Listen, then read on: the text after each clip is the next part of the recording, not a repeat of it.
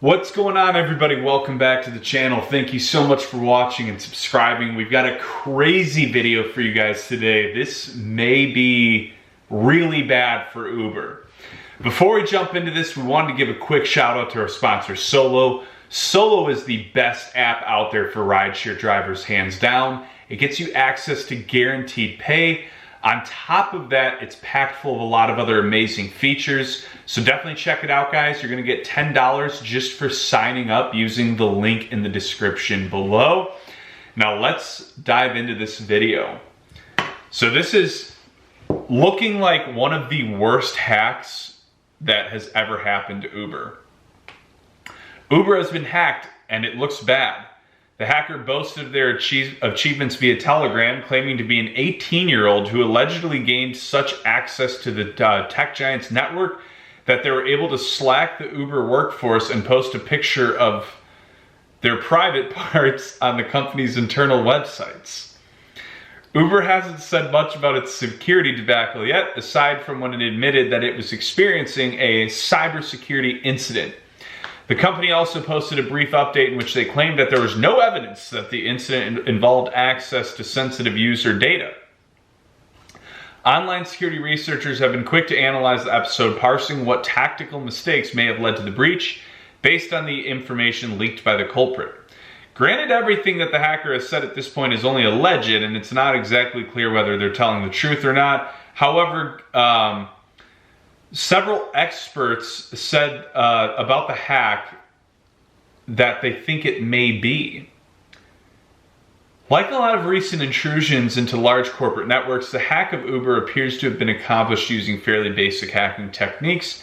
Indeed, if the culprit does turn out to be a teenager, it would mean that one of the biggest tech companies on the planet was just hacked by someone who likely doesn't qualify as more than a script kid. The hacker has been happy to tell everybody how they got into Uber's network. In statements posted to a Telegram page and in conversations with the New York Times, the hacker said they tricked an Uber employee into forking over login information through a social engineering attack that made them appear to be a colleague. That seems not really like hacking, just like manipulation. Based on what the hacker said, they didn't really hack their way in, said Dave Masson. They basically tricked somebody into giving up their multi-factor authentication details and then walked in the front door. These kinds of attacks have always been common, but have been really prevalent during the pandemic. The attack appears to have allowed the hacker to gain access to the user's VPN, which provided access to Uber's corporate network. From there, the hacker discovered a document or internal access share that included login credentials for other services and areas of the network. After that, escalating privileges into the company's broader environment would have been relatively easy. A flaw in MFA. For a long time, we've heard that the surest way to keep our digital lives safe is to use multi-factor authentication. MFA authenticates users by forcing them to present multiple blah, blah, blah. You guys know what multi-factor authentication is, I'm sure. But they are considered vulnerable to a degree, which is that they can be easily outmaneuvered by a hacker who employs social engineering or basic man-in-the-middle style attacks to garner login credentials. Interesting. You know what I love about this? And I do think it's completely true just because of how Uber's handling it. And we'll see what this kid's actually done. But right now, all that we know that he's done is he gets in and he posts some naughty pics in the Slack channel. And for those of you that don't know what Slack is like a workforce communication. It just has little channels and you could categorize it, you know, marketing department, sales department, internal, IT, and then like general, and there's all these different channels, and it's just a really easy way to communicate with people you work in.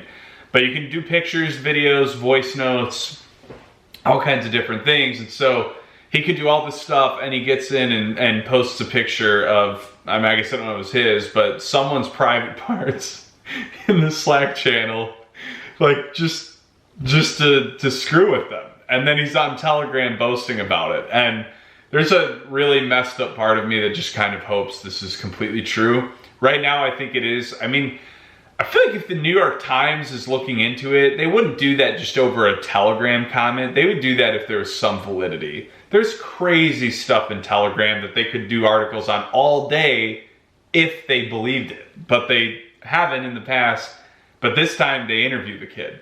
So very interesting. It'll be fun to see what happens from this. Hope you guys enjoyed this. Please like, share, comment, subscribe. Check out Solo, get that free $10, and I will talk to you guys soon.